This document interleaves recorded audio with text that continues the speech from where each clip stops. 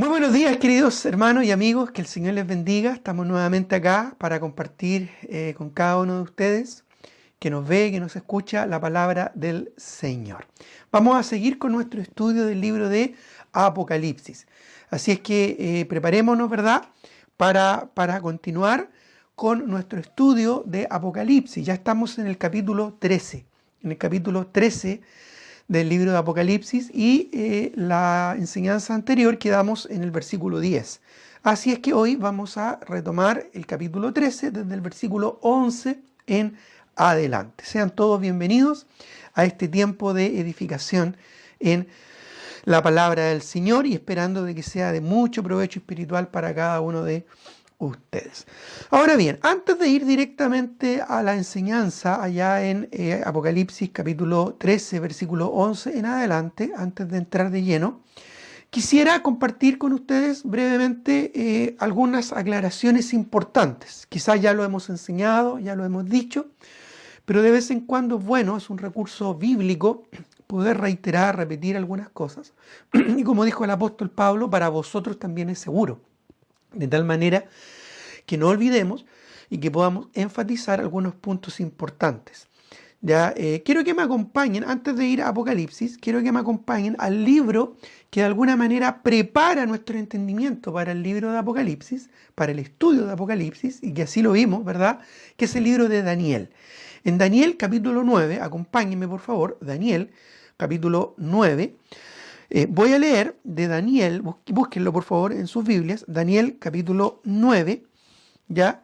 Voy a leer desde los versículos 24 hasta el 27 de Daniel capítulo 9. Esta es una visión que tiene Daniel y Dios le transmite esta visión acerca del futuro y de las cosas que van a suceder en relación a Israel, al pueblo de Israel. Entonces Dios le está transmitiendo una visión a Daniel acerca del futuro de su pueblo, de qué va a pasar con su pueblo en el futuro.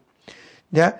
Recordemos que Daniel fue parte del cautiverio babilónico y que en el contexto histórico ya el pueblo de Israel está regresando del cautiverio babilónico de 70 años, regresando a su tierra.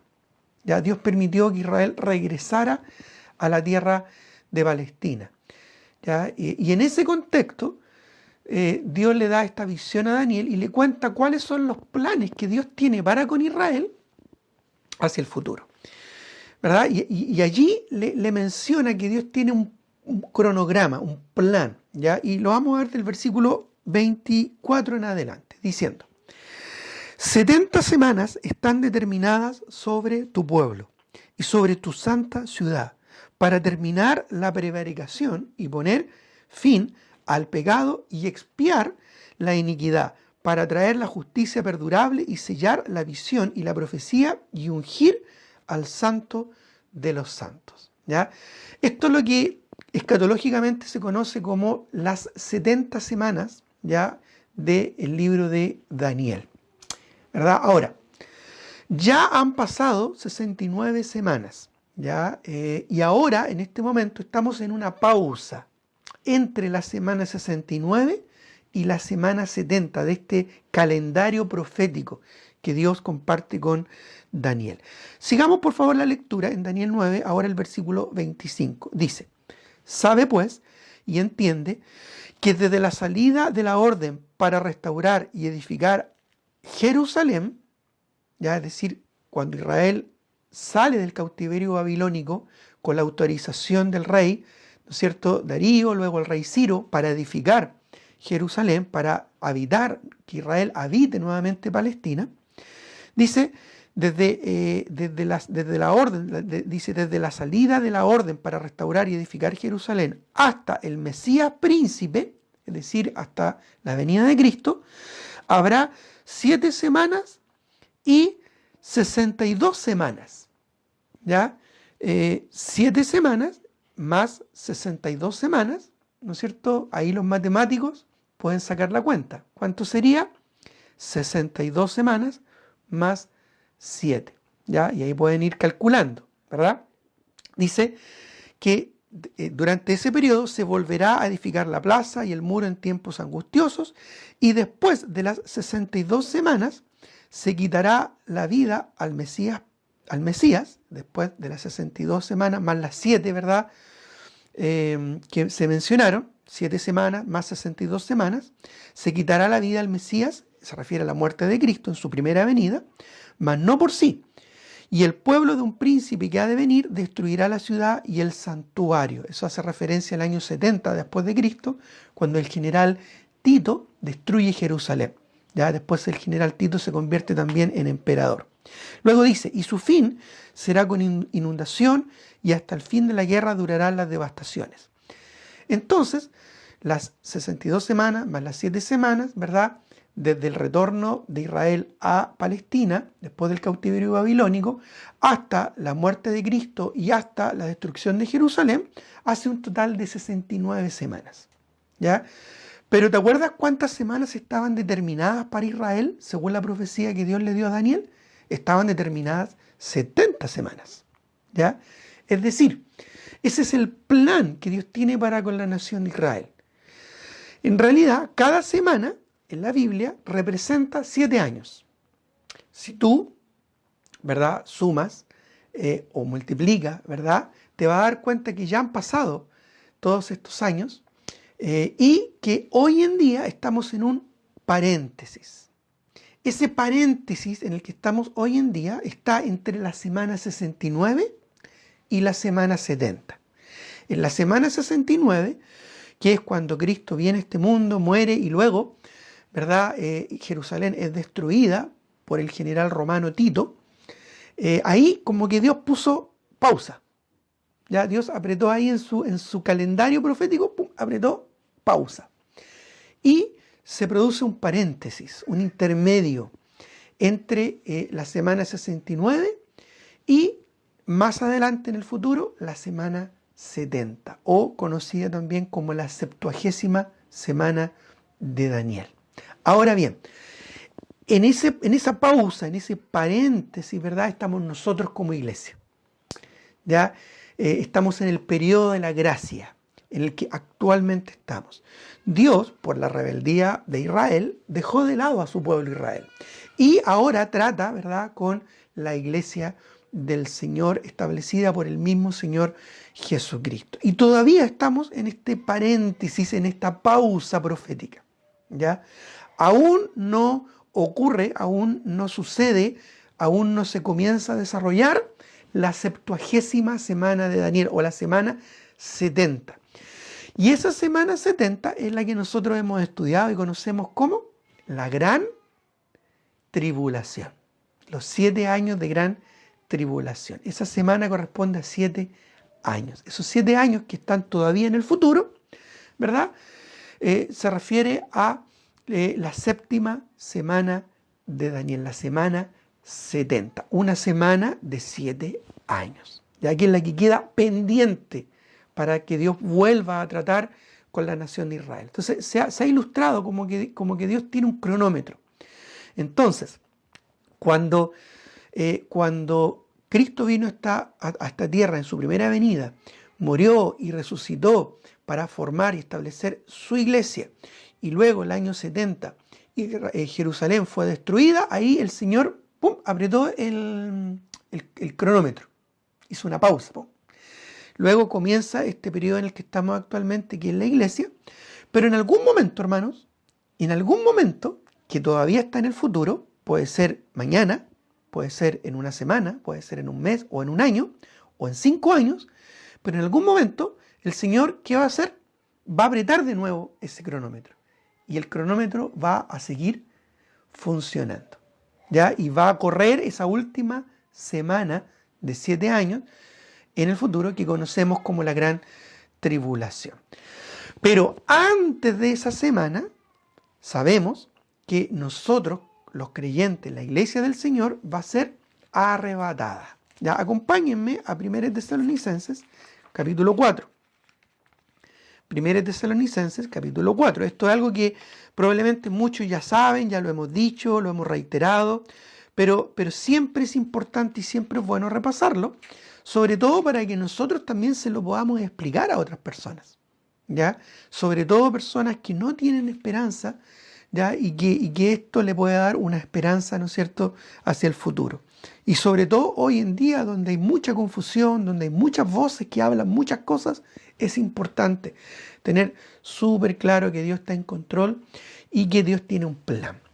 Antes de que se desarrolle la gran tribulación, un periodo de tribulación cual nunca ha habido sobre la faz de la tierra, antes que se inicie esa gran tribulación o esa 70ª semana de Daniel o la semana 70 de Daniel, el Señor va a venir a buscarnos.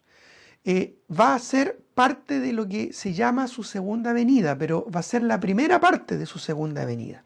¿Ya? La segunda parte de la segunda venida de Cristo va a ser después de la tribulación. Pero antes de que comience la gran tribulación, el Señor nos va a venir a buscar. Él va a llegar a las nubes, no a la tierra, y en las nubes nos vamos a reunir con Él en una manera impresionante, milagrosa. Ya, miren lo que dice 1 Tesalonicenses capítulo 4, y vamos a leer, ¿verdad?, del versículo 13 en adelante. Dice: tampoco queremos, hermanos, que ignoréis acerca de los que duermen o los que han muerto en Cristo, para que no os entristezcáis como los otros que no tienen esperanza. Hay mucha gente que no tiene esperanza en este mundo y que ante la muerte se desespera porque no tiene claro qué va a suceder más allá. Así que estas palabras fueron escritas para dar esperanza. Dice el versículo 14: porque si creemos que Jesús murió y resucitó, así también traerá Dios con Jesús a los que durmieron en él. Por lo cual os decimos esto en palabra del Señor, que nosotros que vivimos, que habremos quedado hasta la venida del Señor, no precederemos a los que durmieron. Porque el Señor mismo, mire lo que dice, con voz de mando, con la autoridad del Señor, con voz de arcángel, una voz potente y poderosa, y con trompeta de Dios, ya, porque se va a tocar trompeta para anunciar esto, dice, descenderá del cielo. El Señor va a descender del cielo, dice, y los muertos en Cristo, los que han fallecido creyendo en Cristo, dice, resucitarán primero. Ellos van a ser los primeros en levantarse de las tumbas y resucitar en cuerpos glorificados. No importa cuántos años hayan fallecido en estos más de 2000 años de historia de la iglesia, ya ellos van a ser restaurados y van a ser resucitados. Algunos quizás ya están polvo, algunos quizás están en sus huesitos, pero si murieron poniendo su fe y esperanza en Cristo, ellos van a ser resucitados. Pero miren lo que dice el verso 17. Luego nosotros, los que vivimos, porque Pablo cuando escribió esto, él pensaba que él iba a ser parte, que él iba a presenciar el arrebatamiento. Bueno, ya han pasado 2000 años, Pablo falleció, esperando esta esperanza, y nosotros estamos actualmente probablemente esperando que esto ocurra. Ya, como hemos dicho muchas veces, todo indica que ya está todo preparándose para que este cronómetro, ¿verdad?, cronológico de las profecías de Dios siga su curso.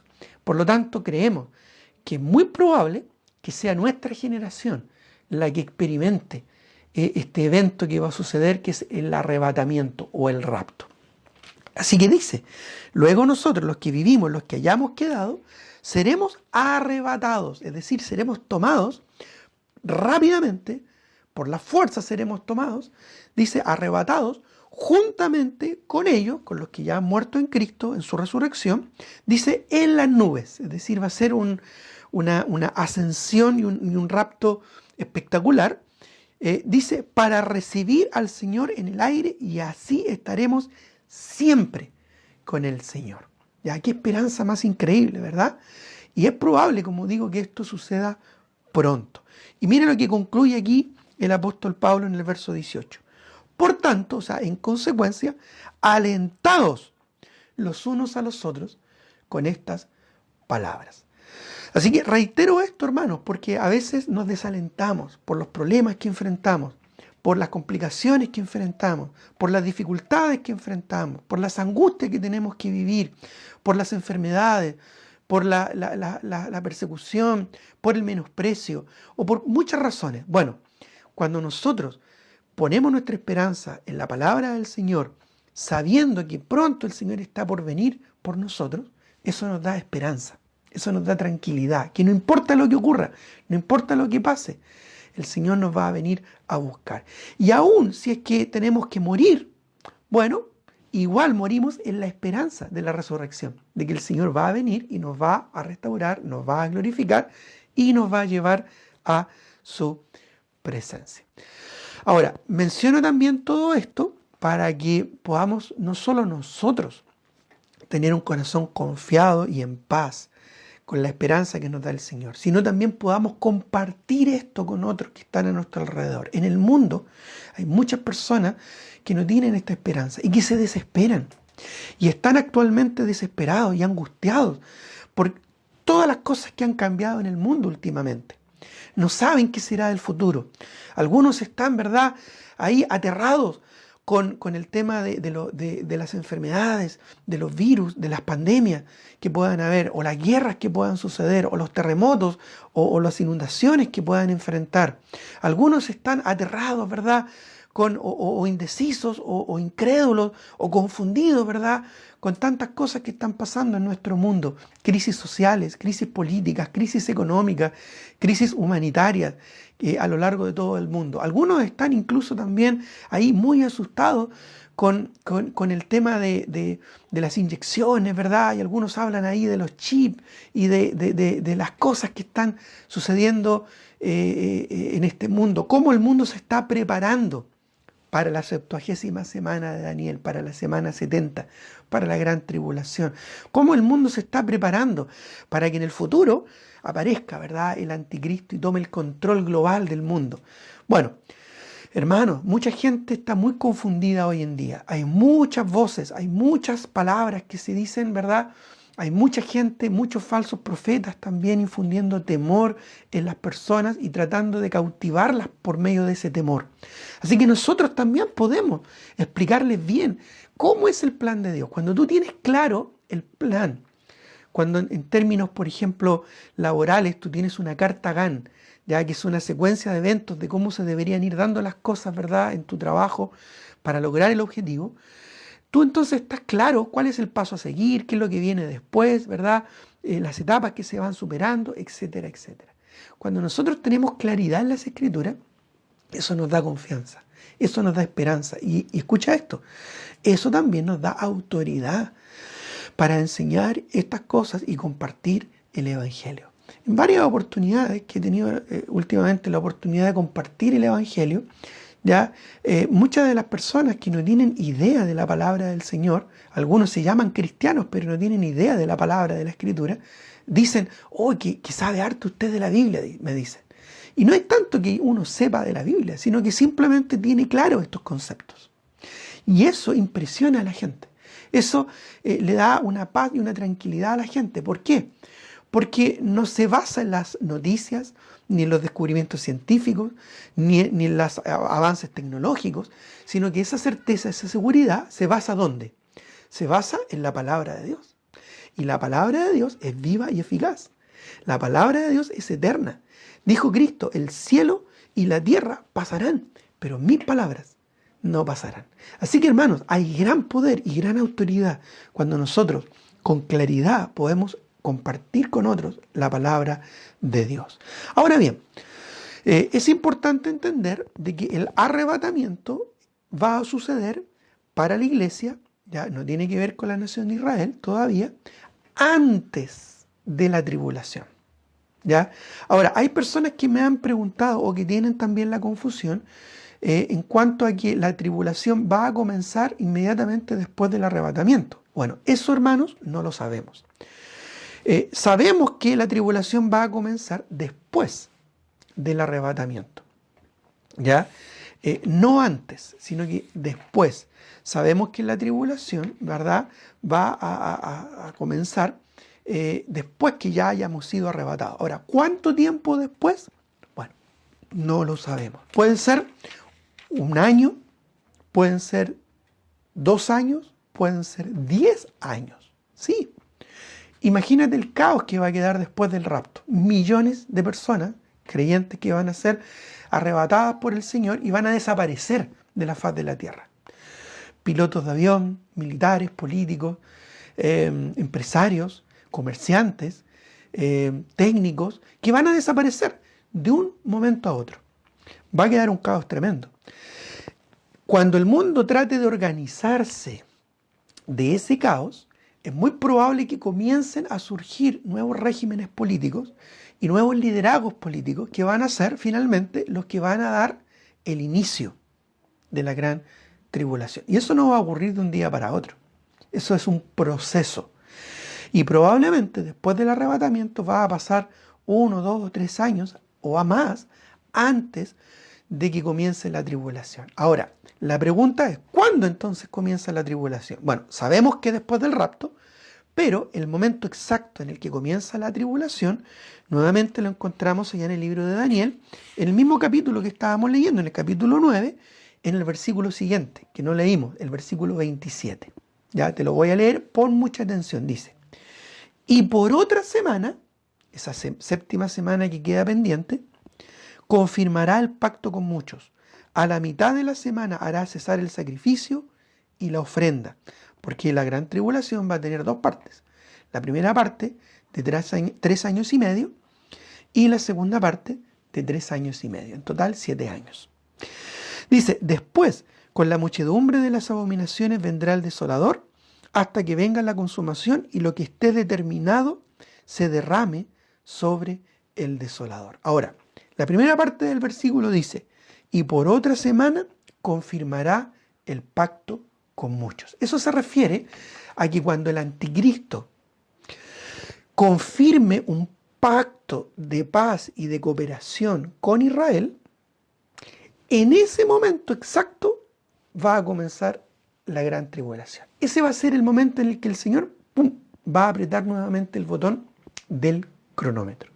Y los eventos proféticos se van a continuar desarrollándose, ¿verdad? Es decir, se van a cumplir estas 70 semanas determinadas sobre la nación de Israel. Así que, hermano, está todo planeado, está todo cronometrado, está todo bajo control. El Señor lo tiene todo agendado. Confiemos en el Señor y, ¿no es cierto?, transmitamos esa confianza a otras personas para que también busquen al Señor y lleguen al conocimiento del Evangelio para obtener la salvación de sus almas. Así que quería dejar este panorama, ¿verdad?, bien claro. Ya estamos casi a la mitad, ¿verdad?, de este estudio y no quería dejar la oportunidad de aclarar, de dejar bien enfatizados estos aspectos. Ahora sí, vamos por favor a Apocalipsis capítulo 13. ¿Ya? Recuerda que aquí en Apocalipsis capítulo 13 estamos ya en la tribulación, estudiando la tribulación, y estamos ya aquí en este estudio viendo la segunda parte de la gran tribulación. ¿Ya? Recuerda que Daniel nos decía, el libro de Daniel, que el anticristo iba a confirmar su pacto de paz con Israel por una semana más, dando lugar a la 70ª semana de Daniel, a los 7 años de gran tribulación. Pero también ahí profetizaba que a la mitad de esa semana iba a romper este pacto. El anticristo, ¿verdad?, iba a romper este pacto que hizo con Israel. Es decir, comienza la gran tribulación con un pacto de paz entre el anticristo, que va a ser el gobernante global mundial de aquella época, y la nación de Israel, y a los 3 años y medio, es decir, justo a la mitad de esos 7 años, el anticristo va a quebrantar, va a romper ese pacto de manera maliciosa, de manera engañosa, de manera desleal, va a romper ese pacto para comenzar un proceso de destrucción de la nación de Israel.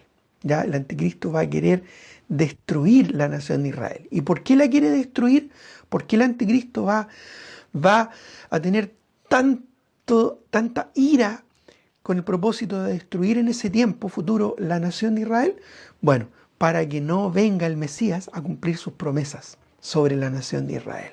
Ya, porque luego de esos últimos 3 años y medio, ya al final de los 7 años de tribulación, está profetizado que Cristo mismo va a descender a la tierra en su segunda venida en gloria, la segunda parte de la segunda venida, para destruir a Satanás, encarcelar a Satanás, destruir al anticristo y el falso profeta y establecer un reino que va a durar 1000 años sobre esta tierra, el reino milenial de Cristo, también conocido como el milenio.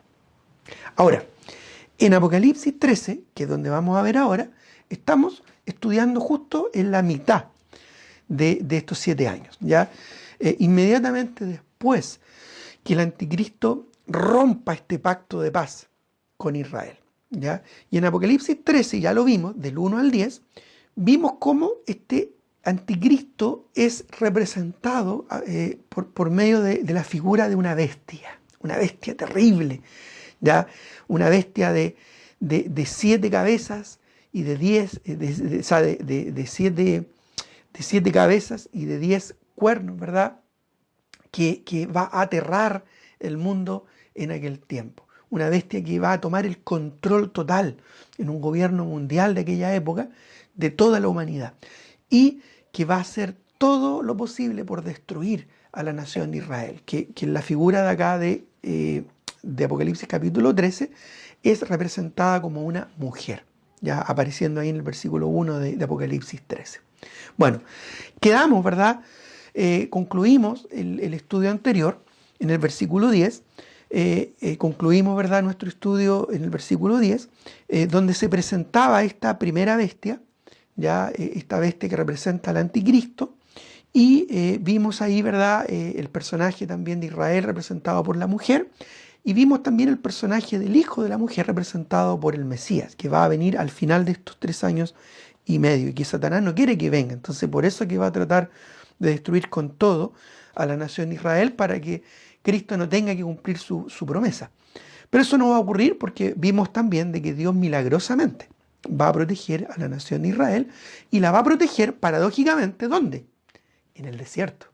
Hay un lugar preparado donde Dios va a esconder al remanente que quede vivo, porque Satanás y el anticristo van a matar a muchos judíos, pero el remanente que quede vivo del pueblo de Israel, Dios mismo lo va a esconder milagrosamente en el desierto. Así como Dios guió a Israel en el desierto por 40 años después del cautiverio egipcio, bueno, Dios también en el desierto va a cuidar y proteger y esconder a la nación de Israel. Pero resulta de que en Apocalipsis 13 aparece otra bestia ya en escena. Otro personaje, además de la primera bestia que era el anticristo. Y eso es lo que vamos a ver ahora. Dice el versículo 11. Apocalipsis 13, 11 dice: después vi, en esta visión que tiene Juan, otra bestia que subía de la tierra. ¿Ya? Acuérdate, subía de la tierra. Y tenía 2 cuernos semejantes a los de un cordero. Acuérdate de eso. Semejante a los de un cordero. Pero hablaba como dragón. Mira qué interesante, ¿verdad? Cómo es representada este segundo personaje, como una segunda bestia. Horrible, terrible. Ahora, esta segunda bestia no es otra persona que el falso profeta. Otro personaje que va a acompañar al anticristo durante la tribulación, ¿no es cierto?, en el futuro, y que va a guiar a las personas a la adoración a Satanás. Este futuro líder, ya esta segunda bestia, es un futuro líder religioso. Así como el anticristo va a ser un líder político y militar, esta segunda bestia va a ser un líder religioso de la iglesia ecuménica, universal, global durante la gran tribulación. Tú te habrás dado cuenta que hoy en día hay muchos esfuerzos para establecer una iglesia ecuménica única en el mundo. ¿Ya? La Iglesia Católica Romana está llevando a cabo un plan muy fuerte para lograr este objetivo y se han unificado, se han unido a las iglesias protestantes y se han unificado a las iglesias, ¿verdad?, episcopales con este fin, con este propósito. Ya están aunando sus criterios, aunando, ¿verdad?, sus doctrinas para que en algún momento sea relativamente fácil formar esta iglesia unida, ¿no es cierto?, esta iglesia global, esta iglesia ecuménica universal, ¿verdad?, que va a haber, se va a manifestar en la tribulación, en la gran tribulación, y que va a ser controlada, va a ser comandada por el falso profeta. Ahora hay personas que se aventuran, ¿verdad?, a decir, no, el falso profeta va a ser este personaje o este otro personaje. Ya incluso algunos se aventuran a decir que el falso profeta va a ser el papa que haya en aquel tiempo. ¿Ya? Otros no, que va a ser el obispo de Canterbury en aquel tiempo. ¿Ya? O que va a ser, ¿verdad?, otro líder importante religioso conocido por la humanidad en aquel tiempo. Y es interesante que hoy en día muchos personajes religiosos se están haciendo famosos. Ya están, ¿verdad?, a través de los medios se están haciendo muy conocidos y seguramente este falso profeta, ¿verdad?, que va a haber en el futuro va a ser alguien muy conocido, muy mediático, ¿verdad? Va a tener, ¿no es cierto?, un dominio, ¿verdad?, de la fama de manera impresionante. Y eso le va a permitir a él, ¿verdad?, asociarse al anticristo. El anticristo le va a dar autoridad, le va a dar poder a este personaje, para que este ser despreciable, ya este falso profeta, pueda guiar, ¿no es cierto?, a esta iglesia ecuménica universal global durante la gran tribulación y engañosamente les va a guiar a adorar ni más ni menos que a Satanás y al anticristo. Mira qué increíble, ¿verdad? Cómo el ser humano es tan voluble y es tan manipulable. A través de la historia siempre ha sido así. Eso la misma historia da fe de aquello. Ahora, lo interesante acá es que esta bestia, ya nuevamente no es una descripción física, sino más bien es una descripción moral y del carácter de este personaje. Ya esta bestia subía ¿de dónde? Subía de la tierra, ya de la religión terrenal, carnal, diabólica, como dice el libro de Santiago. ¿Te acuerdas que la primera bestia, el anticristo, de dónde subía? Dice que subía del mar, de las masas gentiles, ¿verdad? Del pueblo de la tierra, ya como un líder político, un líder militar. Pero esta bestia sube de la tierra, es decir, sube de la religión, ya surge de la religión unificada de aquel tiempo. ¿Ya? Recuerda que la tierra siempre ha representado la religión en la Biblia. ¿Te acuerdas cuando Caín y Abel tuvieron sus diferencias? Fue porque Abel trajo, ¿verdad?, de los animales, de la vida que Dios dio a esos animales, Abel trajo una ofrenda a Dios. Pero Caín, que es el prototipo, ¿verdad?, de este falso profeta, él ¿de dónde trajo para adorar a Dios? Trajo de la tierra, del fruto de la tierra, de su propio esfuerzo, el esfuerzo de sus propias manos. Es lo que hoy en día entendemos como la religión de las buenas obras. Hoy en día hay muchas religiones, pero gran parte de las religiones se pueden dividir, ¿no es cierto?, en dos. Los que confían en las buenas obras y los que confiamos en la gracia del Señor.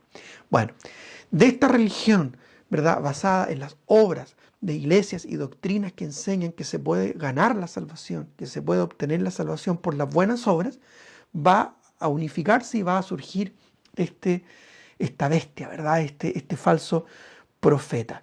Y lo interesante, mira, es que dice que tenía 2 cuernos, dice, dando a entender probablemente que va a ser una autoridad, ¿no es cierto?, sustentada en 2 grandes poderes, ¿ya? Algunos han dicho, por un lado, quizá la Iglesia Católica, por otro lado, la Iglesia Episcopal, ¿verdad?, o la Iglesia Protestante.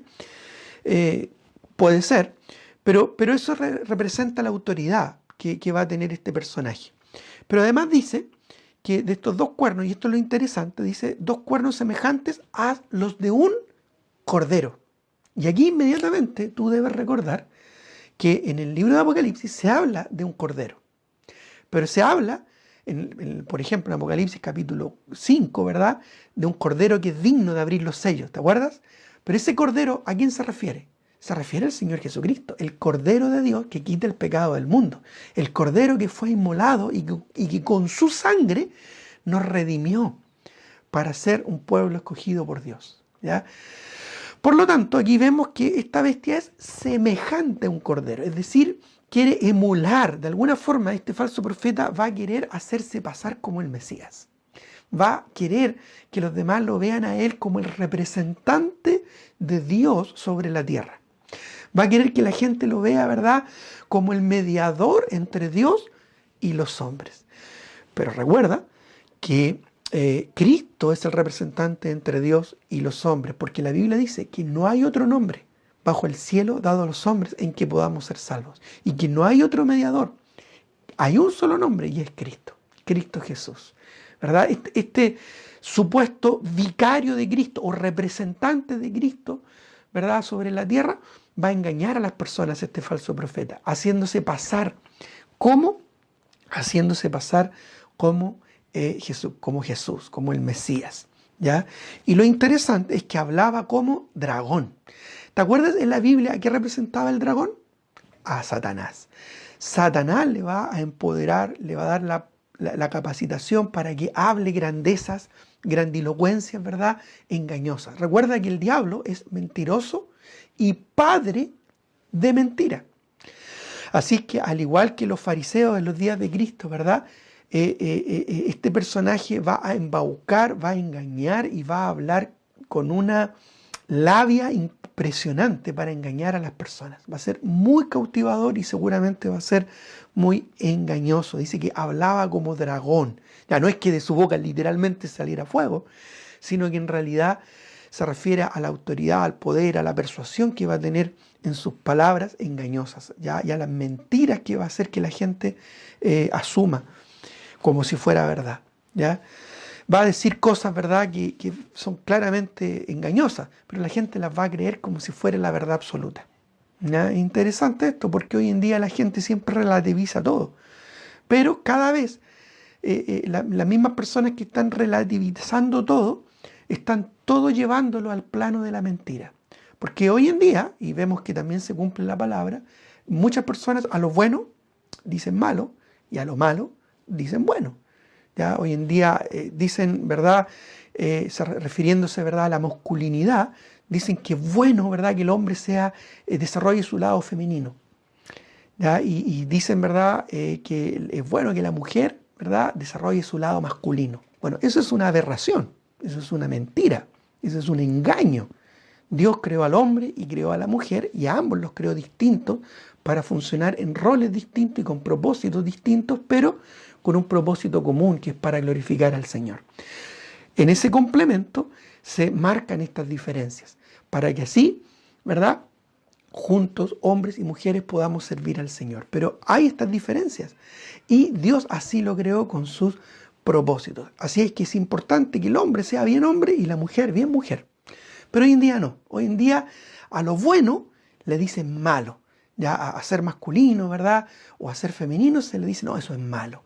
Y a lo malo, ya se le dice bueno. Entonces hoy en día la gente dice, no, es que el hombre tiene que ser más femenino, más delicado, y la mujer tiene que ser más masculina, ¿verdad?, y más fuerte, ya más dura.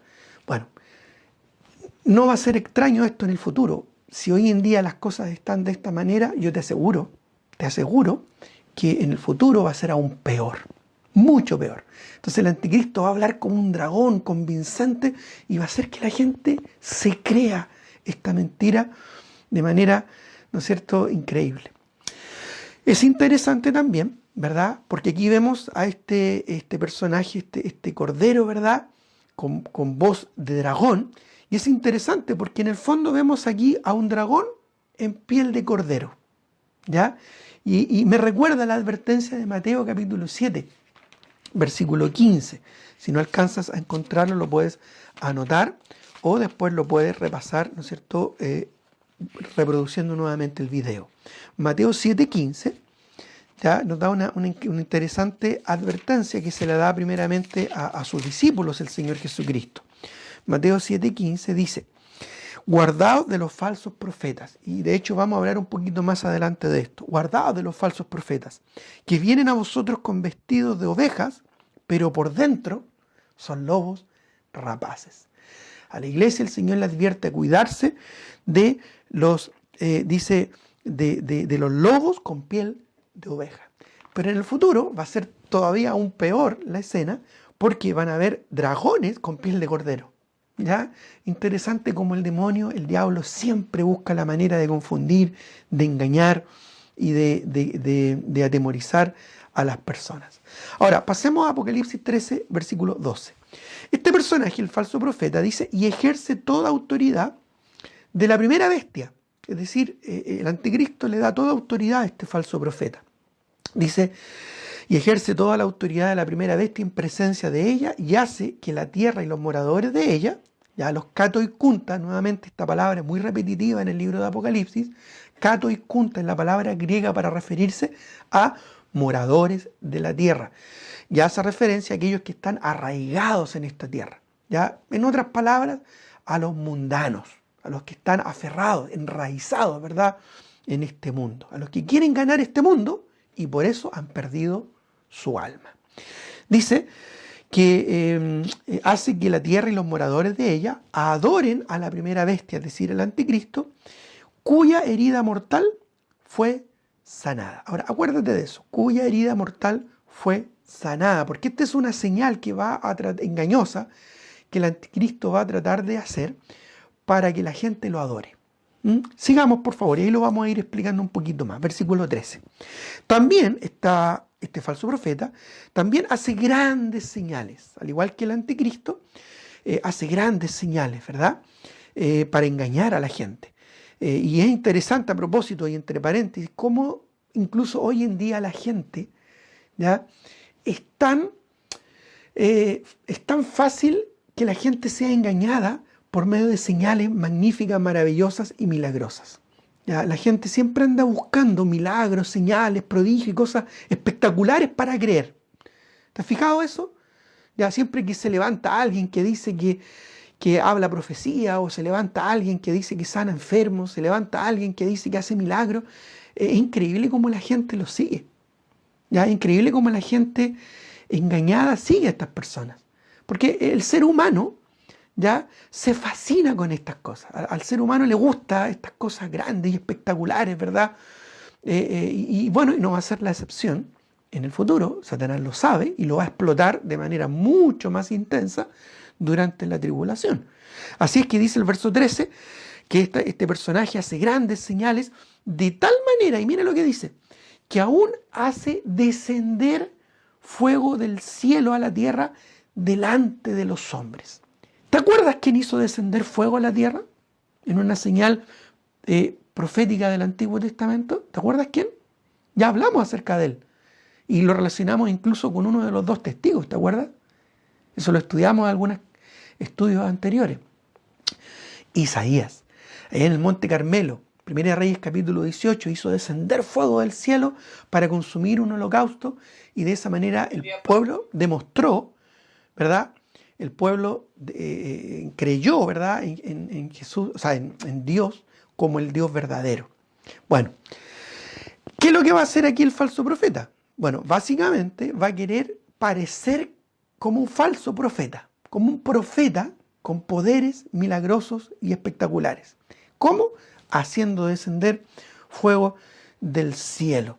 Será, como dije, un falso profeta que emulará el ministerio, de Elías y de los dos testigos. Recuerda que esto está sucediendo en la segunda mitad de la gran tribulación. Los dos testigos fueron muertos, pero resucitaron y fueron ascendidos al cielo, pero ellos durante los primeros 3 años y medio ya hicieron muchos milagros. Y entre esos milagros, en el espíritu de Elías, y también en el espíritu de Moisés, haciendo convertir las aguas en sangre, también ellos hicieron descender fuego del cielo. Entonces este falso profeta va a querer presentarse como el falso profeta, es decir, el profeta que tiene palabra de Dios en aquellos días. Y por eso que va a hacer estas grandes señales. Y la gente, como decimos coloquialmente, va a caer redondita, es decir, va a creer en este engaño. Porque la gente está ávida, la gente está ansiosa de ver señales y de ver prodigios. Ya hasta el día de hoy, incluso muchos, lamentablemente, muchos cristianos ponen su esperanza no en algo permanente, eterno, confiable, perdurable y objetivo y definitivo y absoluto como la palabra de Dios, sino que muchas personas ponen más bien su esperanza y su expectativa ¿en qué? En cosas espectaculares y cosas grandiosas y cosas, ¿verdad?, que llamen la atención. Pero fíjate que la palabra del Señor no es un petardo, no es una dinamita que explota, sino que es una espada que penetra hasta partir el alma, las coyunturas, los tuétanos, y discierne los pensamientos y las intenciones del corazón. Es decir, la palabra del Señor actúa de manera interna, no externa. No confíes tanto en las señales externas, mi querido hermano, mi querida hermana, sino más bien pon tu confianza en lo interno, en la obra que el Señor hace en el corazón de las personas. Eso tiene mucho más valor, ¿ya? Eso tiene mucho más significancia y es mucho más permanente y objetivo que las experiencias o que las emociones que podamos nosotros tener. Ahora, sigamos por favor, estamos en el versículo 14. Este falso profeta dice además y engaña a los moradores de la tierra con las señales que se les ha permitido hacer en presencia de la bestia. La bestia ahí es el anticristo. Entonces el anticristo hace estas señales para que adoren, el falso profeta hace estas señales para que adoren al anticristo. ¿Ya? Dice, mandando a los moradores de la tierra que le hagan imagen a la bestia, que tiene la herida de espada y vivió. Nuevamente menciona este hecho, lo vamos a explicar en un minutito más. Que le hagan imagen, ¿ya? La gente, ¿te acuerdas que te mencioné recién que a la gente le gusta lo visible, le gusta lo que está ante sus ojos? Bueno, hoy en día vemos mucha idolatría y mucha superstición. Ya muchas personas confían, ¿verdad?, en la Virgencita, en el Santito, en la imagen, ¿verdad? Muchos ponen, ¿no es cierto?, una imagen para representar que son cristianos, pero quizás a veces de manera externa, porque lo interno no lo demuestran con sus hechos, ¿verdad? Con sus palabras dicen amar a Dios, pero con sus hechos lo niegan. Bueno, la gente tiene esta tendencia y el diablo lo sabe y lo va a explotar también de manera mucho más intensa durante la tribulación. Ahora, siempre, como dije, siempre al ser humano le han fascinado las señales y los milagros espectaculares y llamativos. Esto es algo que el diablo sabe muy bien y lo va a desarrollar en su máxima expresión.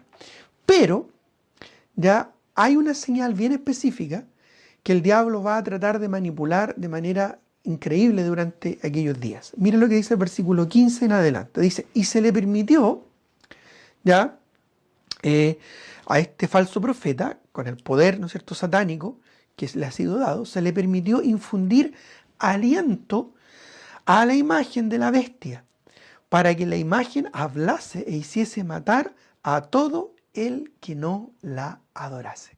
Es decir, va a ser que estas imágenes que conocemos nosotros hoy en día sean interactivas. Algunos incluso han dicho que esto podría ser un holograma, o incluso podría ser una especie de robot o de androide, ¿verdad? Ya, que va a tener, ¿no es cierto?, características muy, muy realistas. Ahora, esto no es extraño para nosotros hoy en día, quizás sí lo era en la época del apóstol Juan, cuando escribió Apocalipsis, pero para hoy en día, para nosotros esto no es como tan extraño, ¿ya? Sin embargo, vemos, ¿verdad?, que el anticristo va a ser muy astuto y el falso profeta va a ser muy astuto para lograr de alguna manera engañar a la raza humana, ¿ya?, haciéndoles creer que ellos realmente son la divinidad. Es lo que se conoce como la Trinidad satánica. Satanás siempre ha querido emular y copiar a Dios. Él nunca quiso eliminar a Dios, él quiso ser igual a Dios. Y hasta el día de hoy es lo que anhela y lo que va a tratar de desarrollar en su máxima expresión durante la tribulación. Satanás, el anticristo y el falso profeta. Lo que he llamado la Trinidad satánica. En oposición, por supuesto, a la Santa o la Santísima Trinidad, que es la que nosotros conocemos de Dios en la Escritura. El Padre, el Hijo y el Espíritu Santo. Entonces Satanás también va a querer tener su Trinidad satánica y va a generar todo este espectáculo y todo este show, por decirlo de una manera, para lograr este objetivo, porque el diablo siempre ha querido tener para sí adoración, ¿ya? Su egoísmo, su orgullo es lo que le llevó justamente a convertirse en Satanás. Ahora bien, dice el versículo 15, una vez más, se le permitió infundir aliento a la imagen de la bestia para que la imagen hablase y hiciese matar a todo el que no la adorase. Aquí vamos a ver la imposición religiosa so pena de muerte. ¿ya? Ahora, esto es algo que existe hoy en día. En países islámicos, en muchos países islámicos o en muchos países donde hay persecución, matan a los cristianos y no se someten a su religión.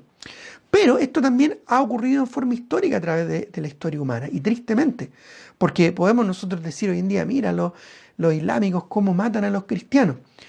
Pero en los tiempos, ¿verdad?, de las cruzadas, en los tiempos, ¿verdad?, de la iglesia, cuando fue el máximo apogeo, ¿verdad?, de la iglesia católica romana durante la Edad Media, a través de la Inquisición o a través de muchas de las cruzadas o a través de muchas cosas, ¿verdad?, que hicieron en aquel tiempo, ellos también mataron a los que no se sometían a la religión. Incluso también los protestantes, ¿verdad?, con Zwinglio, con Calvino, ¿verdad?, mataron también a muchos que se oponían a sus doctrinas, no dando ni dando ningún lugar a la libertad religiosa, ya al libre albedrío, que es algo que por muchos siglos creyentes genuinos y verdaderos sostuvieron aún so pena de muerte. Así que nosotros nos podemos horrorizar, hoy van a matar en aquel tiempo a todos los que no se sometan a esta religión satánica. Pero la verdad, esto es parte de la historia humana. ¿Ya? Fíjate que lo único que el hombre ha aprendido de la historia, ¿sabes qué es lo que es? Lo único que el hombre ha aprendido de la historia es que no ha aprendido nada. Porque siempre repite los mismos errores. El mismo ciclo, ¿no es cierto?, humano se repite una y otra vez, una y otra vez. Bueno, en el futuro va a pasar igual lo mismo, ¿ya? Una imposición religiosa so pena de muerte, ¿ya? Por eso es que nosotros siempre enseñamos libre albedrío y creemos firmemente en la Escritura cuando nos enseña acerca de la separación entre la Iglesia y el Estado, para que así haya una libre expresión, ¿no es cierto?, del sentir del corazón. Dios busca adoradores que le adoren en espíritu y en verdad. Él no busca convencidos ni busca oprimidos. Él busca que voluntariamente nosotros nos rindamos a Él y confiemos en Cristo como nuestro único Señor y Salvador.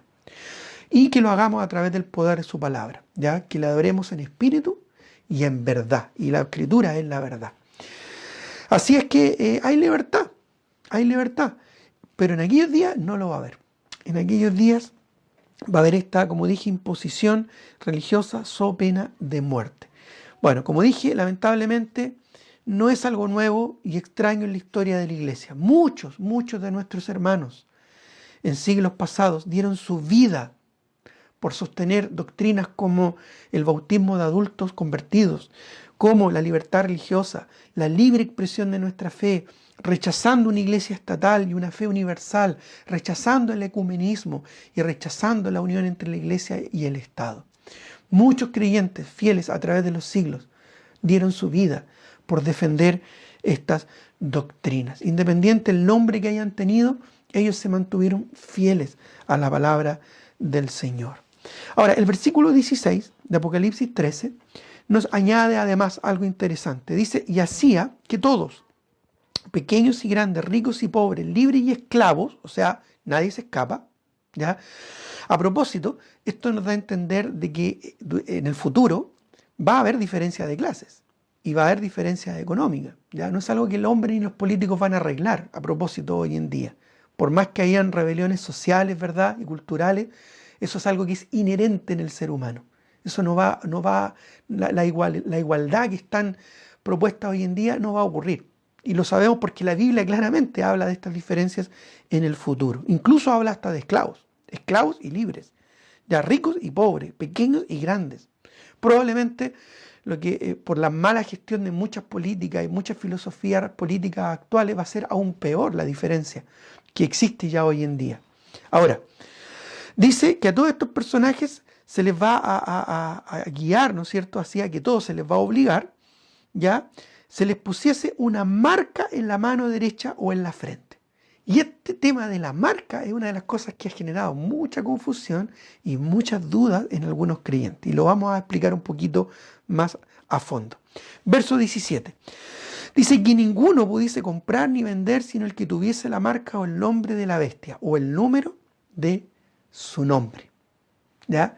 Ahora bien, ¿qué será esta señal? Bueno, serán en realidad 3 señales distintivas que van a señalar el nombre del anticristo, porque eso es lo que dice, ¿ya?, de su nombre, Dice la marca o el nombre de la bestia o el número de su nombre. Por lo tanto, no sabemos qué nombre va a tener el anticristo, pero va a tener una forma o una señal que apunta a ese nombre. Como dije, serán 3 señales distintivas que van a identificar el nombre del anticristo, ¿ya? Y que el falso profeta impondrá, porque va a ser un esfuerzo religioso cívico o cívico religioso para que todas las personas tengan esta marca, ¿ya? Así que serán 3 señales distintivas que el falso profeta impondrá en todas las personas que moren sobre la tierra durante la gran tribulación. So pena de muerte, es decir, si no se ponen esa marca, van a ser perseguidos y finalmente van a ser asesinados, que es lo que le va a pasar probablemente a muchos que se van a convertir a Cristo durante ese tiempo. Ahora, ¿esto con qué propósito? Para mantener un control absoluto en sus vidas, tanto político como religioso como económico. Solo los 144.000 sellados, o el remanente, el pequeño remanente, ¿no es cierto?, de Israel durante la tribulación, y los que se conviertan a Jesucristo por el testimonio de ellos, rechazarán esta marca, pero tendrán que pagar literalmente con sus vidas esta desobediencia política. Será una señal visible, será una señal hasta cierto punto voluntaria, en el sentido de que tú puedes rechazar ponerte esta marca, pero probablemente te van a matar o vas a tener que huir. Pero algunos, ¿no es cierto?, van a acceder a ella. Y claramente reconocible en aquel tiempo. Y esto quiero poner atención. Claramente reconocible en aquel tiempo. Es increíble cómo hoy en día muchos creyentes tratan de investigar y de saber cómo va a ser esta marca. ¿Qué va a ser esta marca? ¿Cuál es la señal de la bestia? Ya yo he escuchado teorías increíbles, desde los códigos de barra hasta los chips, ¿no es cierto?, pasando por tatuajes, pasando por dispositivos, ¿no es cierto?, que se ponen debajo de la piel, intracutáneos, ya algunos hablan de inyecciones, en fin, ya yo he escuchado un montón de elucubraciones que en realidad, hermano, no tienen ningún propósito y no tienen ningún sentido. ¿Y sabes por qué te digo esto? Primero que nada, porque esto va a ser en el futuro, en la gran tribulación. Y segundo, porque va a ser un elemento reconocible. Es decir, va a ser claro, independiente de lo que sea, que hace referencia al Mesías. No va a ser, a Satanás, al anticristo. No va a ser algo que la gente va a llegar a tener porque no supo o no se dio cuenta que le pusieron. No va a ser esto porque la gente va a tener que someterse, ¿verdad?, bajo opresión al gobierno del anticristo. El anticristo les va a obligar a ponerse esta marca. O te la pones o no te la pones. Si te la pones, ok, vas a estar en paz con la ciudadanía, vas a poder comprar, vender y hacer tu vida normal. Si no te la pones, te matamos. Es decir, va a ser algo que va a ser impuesto, no va a ser algo furtivo, no va a ser algo extraño, no va a ser algo pasajero, ni va a ser algo tampoco así como que no te vas a dar cuenta de esto. Va a ser reconocible. Además, que va a representar el nombre de la bestia, ¿ya? Es decir, va a indicar claramente con esa señal que las personas que se pongan esa señal están sujetas y sumisas al anticristo. ¿Ya? Ahora, el versículo 18 además nos añade algo interesante. Dice, aquí hay sabiduría, hay entendimiento. El que tiene entendimiento, cuente el número de la bestia, pues el número de hombre. Y aquí claramente te lo dice, no hay que especular nada. Dice, y su número es 666. ¿Ya? Ahora, yo he escuchado incluso a personas que de manera casi, incluso cristianos, ya que de manera casi supersticiosa, si por ahí compran un teléfono y los últimos dígitos del teléfono son 666, no, cambian el teléfono. ¿Ya? Porque no, ¿cómo es el número de la bestia? ¿Ya?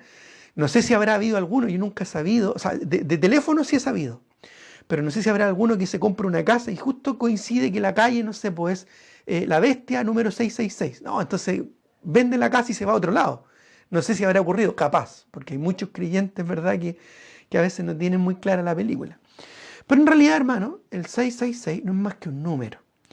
¿ya? Nosotros no somos supersticiosos, ¿ya? No es como el dicho popular, ¿verdad? Que dice, no soy supersticioso porque es de mala suerte. No, nosotros no somos supersticiosos. Ya hay algunos que se asustan porque en el carné aparece el 666. Ya, tranquilo, hermano, no te preocupes, no tiene que ver contigo, ni con que sea satánico, ni bestial, ni nada de eso. ¿Ya? Esto, insisto, es algo que va a pasar en el futuro, hermanos.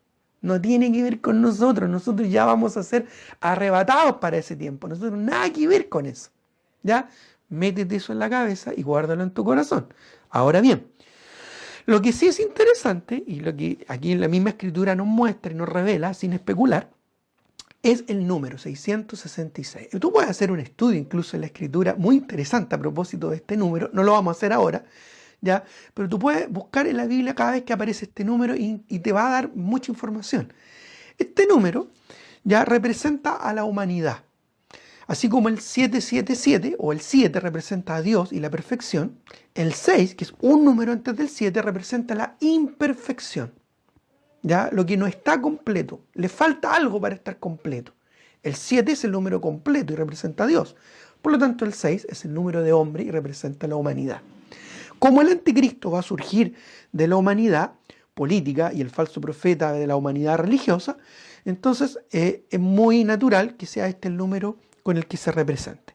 Ahora, en el alfabeto hebreo, como en cualquier otro alfabeto, y a propósito, no es definitivo que será hebreo el nombre que tenga el anticristo. Puede ser griego, puede ser italiano, puede ser francés, puede ser cualquier otro idioma.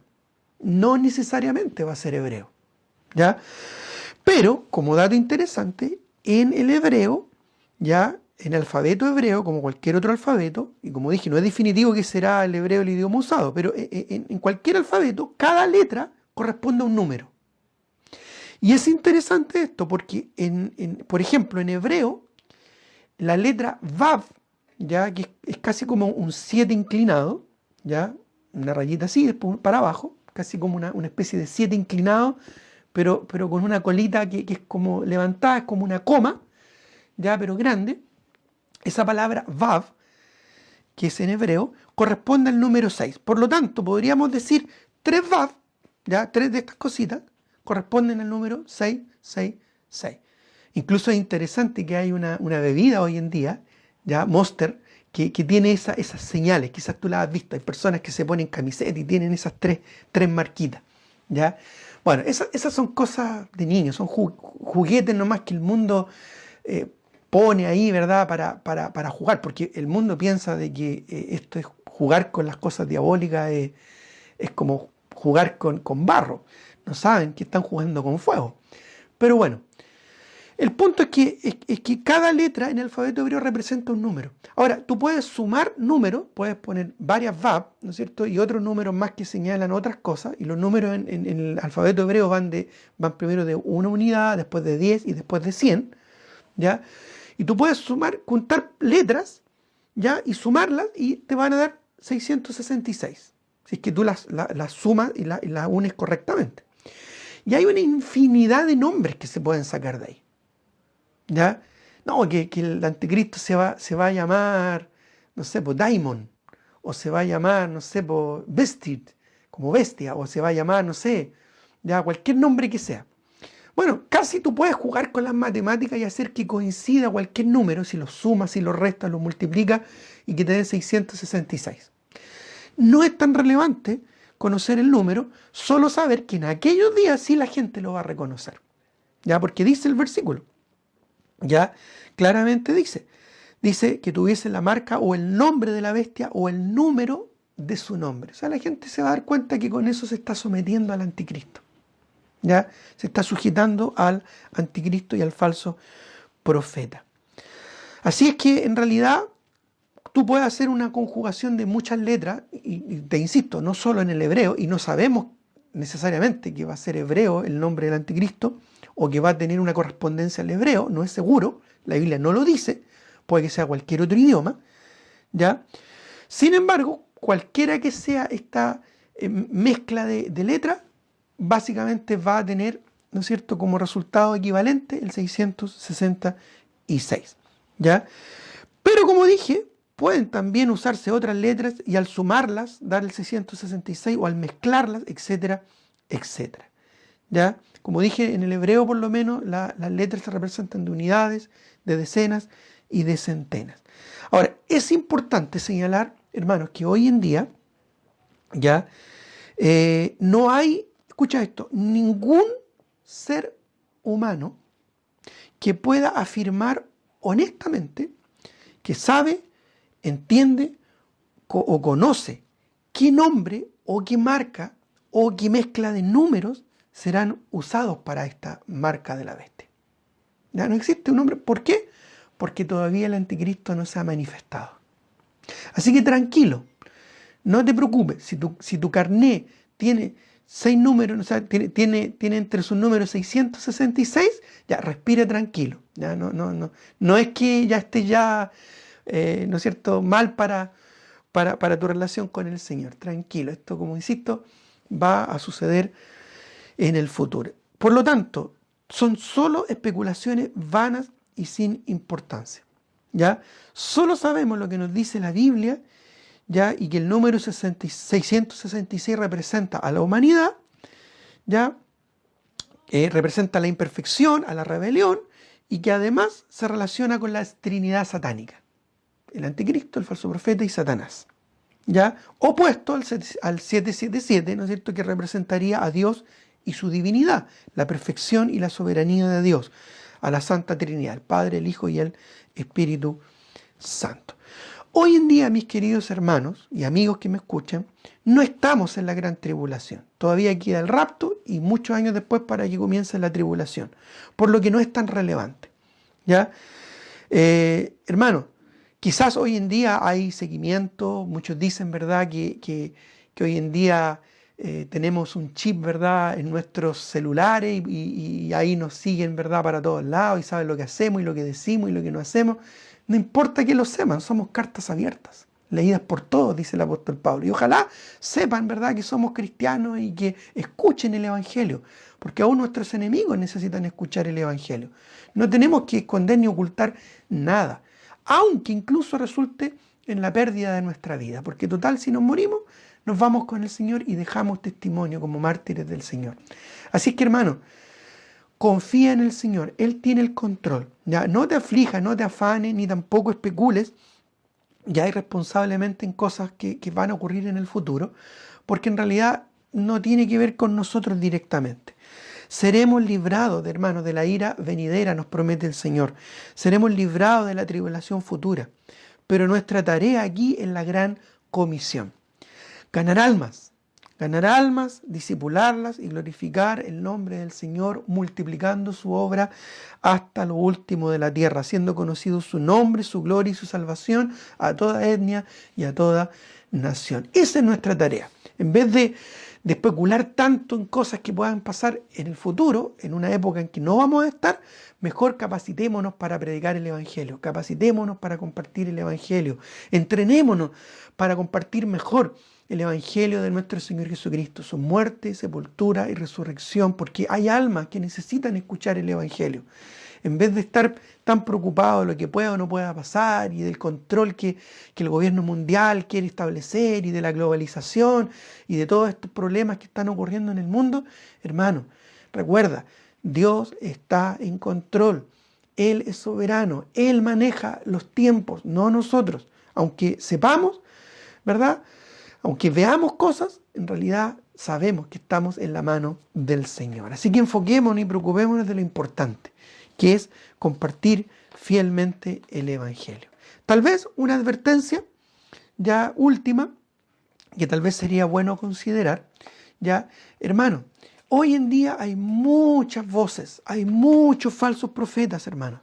Hoy en día hay muchos que engañan incluso a cristianos para desenfocarlos de su propósito evangelístico, para confundirlos, para infundir temor ya en lo que pueda estar pasando a nuestro alrededor. El perfecto amor, dice la Escritura, echa fuera el temor. Y Dios es amor. No debemos andar con temor, ni andar perseguidos, ni sentirnos, ¿verdad?, así como esquizofrénicos, ¿verdad?, que alguien nos quiere dañar. Si Jehová es con nosotros, ¿quién contra nosotros? ¿Te das cuenta? Preocupémonos de predicar el Evangelio. ¿Y qué pasa si nos rechazan? ¿Y qué pasa si violentamente nos rechazan por predicar el Evangelio? Amén. Siéntete digno de sufrir por el Evangelio de Cristo, como muchos creyentes a través de la historia lo han sentido. ¿Qué pasa si descubren que somos cristianos y nos persiguen? Amén, hermano, dale gloria al Señor, porque vas a compartir los mismos padecimientos de Cristo y vas a compartir junto con Pablo, junto con Bernabé, junto con los apóstoles y junto con muchos siervos del Señor a lo largo de la historia, vas a compartir una historia en común de sufrir por el Evangelio. Recuerda que los discípulos, ellos decían que se tenían por dignos de sufrir por causa del Evangelio. ¿Y qué es lo peor que nos pueden hacer? Bueno, en realidad, lo peor que te pueden hacer hoy en día, ¿qué es lo que es? Lo peor es quitarte la vida. Pero, ¿qué dijo el apóstol Pablo? Para mí, el vivir es Cristo y el morir es ganancia. Así que el mundo, pensando que te está haciendo lo peor, en realidad te está haciendo lo mejor, te está haciendo un favor, mandándote a la presencia del Señor. Así que, ¿te das cuenta, hermano? Qué tremenda esperanza, qué tremenda libertad. Esto es algo que el mundo no entiende. ¿Cómo podemos vivir en una esperanza, en una vida tan segura de saber de que no importa lo que ocurra, Dios tiene el control de todo? O sea, eso no sé a ti, a mí me da una tranquilidad, una paz impresionante. A mí me hace salir a la calle tranquilo y confiado, y cada vez que comparto el Evangelio, independiente que me lancen cosas, me digan cosas. Mira, hermano, a mí me han pegado, me han escupido en la cara, me han empujado, me han dicho de todo. Pero en realidad, ¿qué es eso a la luz de lo que Cristo hizo por nosotros en la cruz? No es nada. Así que nada, siéntete confiado y tranquilo. Y además, si por predicar el Evangelio te contagias de coronavirus, amén, hermano, gloria al Señor. Y si no te contagias, mejor todavía, porque así sigues predicando el Evangelio. Entonces, cuídate, sé prudente y sé cada día más eficiente en compartir a Cristo. Pero no vivas con temor. No vivas angustiado que me contagio, que no me contagio, que me ponen un chip, que no me ponen un chip, que la vacuna, que me va a salir un tercer ojo y un cuarto brazo. Hermano, un tercer brazo. ¿Ya? Por favor, vive tranquilo y confiado en el Señor. Ya, si el Señor te quiere llevar a su presencia, te va a llevar con coronavirus, sin coronavirus, con vacuna, sin vacuna, con gobierno mundial, sin gobierno mundial, con corrupción, con, ¿no es cierto?, confabulación. Confía en el Señor y preocúpate de predicar a Cristo y a Cristo crucificado. Que el mundo sepa que en Cristo hay solución, hay salvación, que en Cristo hay esperanza. No te dejes confundir por los falsos profetas. ¿Ya? Es más, muchos anticristos han surgido, ¿verdad?, a través de los tiempos, prototipos de este anticristo y este falso profeta que vemos acá. Nubes sin agua, dice el apóstol Pedro, sin fruto, hombres réprobos de corazón, personas que dicen amar a Dios pero que con sus hechos lo niegan, personas que estaban con nosotros pero no eran de nosotros, porque si hubieran sido de nosotros habrían permanecido con nosotros. Hay muchos prototipos del anticristo y el falso profeta que va a haber en el futuro, que hoy en día se manifiestan hasta cierto punto. Pero aún así, mantente fiel en la sana doctrina en la que has sido adoctrinado. Mantente firme en la sana doctrina en la que se te ha enseñado. No te desvíes, no te dejes desviar por tantas voces que hay allá en YouTube, ¿verdad? O en otros lugares. Más bien, escucha y sigue la voz de Cristo y de su palabra. ¿Ya? Recuerda, Dios tiene el control. Él nunca lo va a perder. Y tú estás en la mano del Señor. Y el Señor está en la mano de Dios. Así es que nada ni nadie nos puede separar de allí. Eso, hermano, que sea una motivación para tu vida. Es entretenido saber las cosas que van a pasar en el futuro, ¿verdad? Saber de este anticristo, de este falso profeta y de este número 666. Es entretenido. Pero estas cosas, ¿para qué están ahí? En primer lugar, para bendecirnos y edificarnos, pero también para motivarnos a compartir el Evangelio y a predicar a Cristo y darnos cuenta que queda poco tiempo. Así que hay harto que hacer. La mies es mucha y los obreros pocos. Sé tú un obrero firme y fructífero para la gloria del Señor.